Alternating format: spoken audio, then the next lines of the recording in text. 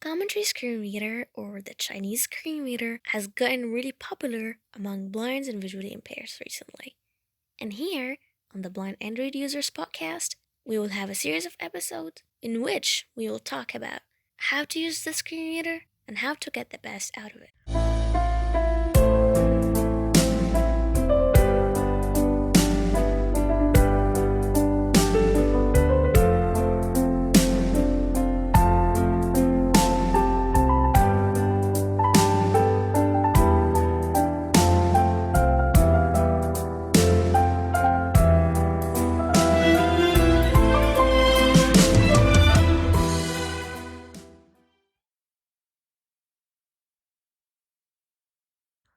Hello, everyone, and welcome to a new episode of CSR's Basic. In today's episode, we're going to talk about two things, so it's going to be split into two parts. The first thing, I'm going to talk about what are the differences that I noticed since upgrading to Android 13, and what are the things that you as users should be aware of. In the other part, we're going to talk about the notification blacklist and the notification whitelist and how you can add certain notifications or certain apps to it. I know we've mentioned that a little bit or like in other episodes kind of briefly, but I'm going to talk about it a little bit in more detail today since it's kind of it needs a little bit of work. Also, I'm going to talk about some of the settings that I think are really essential and that you will benefit from. So, first of all, when it comes to Android 13, what I noticed. So, I just updated my S21 phone, my Samsung S21 Plus, to Android 13 over the weekend. And I noticed some issues and some differences with CSR. So in case you obviously need or use those things in like on a daily basis, I definitely won't advise you upgrade until the developer releases the next build of the app, which for the most part, most likely it's going to be released in December if things go the way they're supposed to. So the things that I noticed, the first one was that the keyboard now, when it actually expands or opens, it does not tell you, the screen reader does not tell you whether the screen is opened or hidden. And I have not experimented with TalkBack, to be honest. If you do, please let me know if TalkBack still works or if that's actually a Gboard issue, because I use Gboard as my main keyboard. I don't use Samsung keyboard even though I have a Samsung phone, but like that's just a preference of mine. So if any one of you has any other experiences or any one of you who has upgraded to Android 13 and uses Samsung keyboard or uses TalkBack with Gboard, please let me know whether it actually works or not, whether the screen reader announces when the keyboard is open or when it's hidden. Note, I know we've talked in the episode before the last when we were talking about the new features in the commentary screen reader that was released on October 15th of 2022. I mentioned a setting that actually would disable and enable that, and I made sure that this option is enabled. Personally, I'm one of those people who likes to have CSR tell me when the keyboard is hidden or open. I don't like it to just not tell me, especially in edit fields that are, made to enter passwords, particularly. The other thing that I noticed is that CSR is now way more accurate with notifications, but accurate in an annoying way. What I mean by that, I had an issue with mainly Speech Central and Voice Room Reader. I don't know why, but with Voice Room Reader, now known as Literal Reader, it obviously, literally after every sentence that the app says, it literally reads the title of the book and the author. So can you imagine? And for me to get over that, I had to disable, like I had to put the app into the notifications blacklist, which was kind of I was kind of really happy with that we have this option.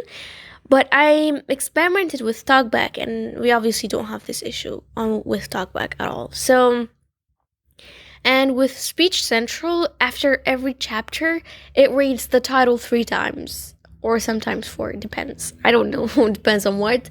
To be honest, I don't know where the problem is coming from. And I have to say that even if I disabled the notifications in the blacklist, which we're going to talk about in a minute, still reader, like the literal reader or Speech Central, still send notifications, and they still exist in the notification box, which we obviously have demonstrated in earlier episodes. So now let's get into our other part, which is the more practical part, and how to like do certain things with the app. But first of all, I have to say that those are the things that I noticed. I definitely would love to know if you have any other issues that you've seen so far that CSR might have, because it's really necessary for us to report them back to the developer and let him know so that he can actually figure them out and get them solved for us. Now let's see how can we put certain apps into the notifications backlist or whitelist, and tell the app to actually not read those notifications from those apps if we want. 1:15 p.m. So Stop button. Navigate up button. I'm in my voice recorder app. I'm going to go to the home screen. Home button. Home. Internet. And I'm going to swipe down and right to go to the main menu. Main menu. Then I'm going to go to program settings. Disable speech. Current disable program settings. Advanced settings. Back button. Go back. I'm going to go to the notification settings. Notification reading settings. Notification reading settings. Notification reading settings. We've gone through pretty much every single item of this like menu. I don't think there's anything new in that. Obviously, whenever there is, I would definitely let you know. Notification whitelist. Notification reading permissions on granting this. Notification blacklist. Notifications containing blacklisted content will never be read, even if notification reading is enabled. Go to the blacklist again. It won't read notifications from this app that you pick yourself from your list of apps, even if the notification settings are actually enabled to read all notifications when screen is on or off. So it does not really matter. And same goes for the notification whitelist and vice versa. So it's like notification whitelist. Notifications containing whitelisted content will always be read, even when notification reading is disabled. As you can tell, it also lets me know that it's going to read those notifications from the certain app, even if notifications, notification settings are actually disabled, or notification reading is disabled. And I have to say, this could be really important if you don't want the app to read any notifications, and you don't want to go and disable, pretty much like block all notifications from the other apps. I think this could be a really easy way to do it. So just disable reading notifications from the top item here. Automatically read notifications from the notification bar. You could go here. Automatic don't read notifications unchecked. And check this box, and then back button. Notification reading settings.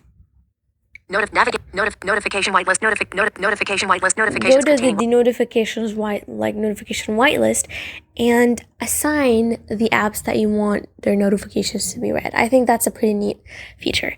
So let's go to the notifications blacklist.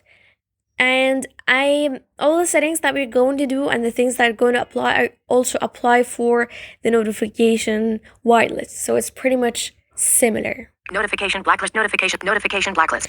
New button. Reader. Notification. Read. New button. So Reader is the app that is here that I assigned to be blacklisted, the notifications to be blacklisted, since because of the issue that I mentioned earlier in the video. So if you want to add a new app, you would click on New button. New. Choose an application. And it gives you pretty much every single app here. Add voice 3-button navigation bar. Pause as service. Add voice allowed reader. Let's, for instance, pick add voice allowed reader. Added. And it says added. Add voice allowed reader. ADD button. Cancel button. All button. Space. Right. Add voice allowed reader. Now it's added to the notifications blacklist. However, the app does not know which notifications it shouldn't read. So you can either Space. All button. Cancel button. ADD button. hit the add button. Text box. Cancel button. Text box. And paste here the types of notifications that you don't want the app to read. So for instance, let's talk about email. If you have, like, obviously we have like certain different sections of email. We have like the promotions, we have the inbox, the primary emails, we have the spam, we have the social category. So if you want the screen reader to only, for instance, read the primary notifications and not read the promotions, or vice versa, you can just paste here the content that you don't want to be read, and it's going to do it for you. And same goes for the whitelist, but it's kind of different because you would have to paste only the things that you want it to read, right? So if you want it to read only certain things when notifications are disabled, and you want the whitelist, you don't want it to read every single notifications either still. So you can just let it know which types of notifications you want it to read, and it's going to do it for you. However, cancel button. Let's go to notification black reader. Add voice allowed reader. Add voice allowed reader again. Add voice allowed reader. Add voice allowed reader. And I have to say that so far till now it's not working. So if add voice allowed reader, it has a notification. We have a notification, new notification from it. It's going to read it. Why? Because we have to either, as I said, all button, cancel button, ADD button, assign a certain notification and add it here, or cancel all button, hit the all button. Notification blacklist. And all button means that I want all notifications to be blacklisted. That setting has to be, it has to be turned on first. Add voice allowed reader. Let's say we want to remove it from here. Add voice allowed reader. We're going to long click on it. Delete add voice allowed reader. Delete add voice allowed reader. Cancel button. OK button. And hit delete. Hit OK. Deleted. And it's deleted. Right, and again, same goes for the notifications whitelist. Now, something that I said in the episode that I was talking, about the new features that got released into the October 15th release. Now, obviously, we have the November one. We have gotten a new update in November. As I said, we get an update pretty much every month. Even if it does not contain new features, it always contains notification bug fixes. So make sure to have the latest version of the screen reader. So something wrong that I said that I would like to correct, because everyone obviously makes mistakes. So I said there was a setting, new button, in the menu. Main menu. I made a shortcut for it here. To talk, to add, translation, automatic browse backwards, full text, commentary camera, click, read all notifications. And I said that this setting is going to either disable reading notifications and enable them. And I was wrong. It actually reads you all the notifications that you have. Basically, same when you ask your smart assistant, whether that's Bixby or Google Assistant, to read you all the notifications that you have unread. So this is basically what it does. It's not about disabling or enabling notifications reading, like I said before. Share log, edit note contents, cancel button. Also, in regards of the earpiece mode settings that I was talking about in the last episode, it actually got solved in this update, which is cool. Now I have the ringtone volume turned on again, and we don't have an issue with it anymore, fortunately. Now, I'm going to talk about something that's notification blacklist. It has been bugging me a lot. It's been weird, and I didn't like it, which is the accidental touch, which means it's actually the companies have developed this feature. So whenever you have your phone in your pocket or in a purse or anything like that, and it turns on accidentally, the screen wouldn't do anything or enter information without you knowing.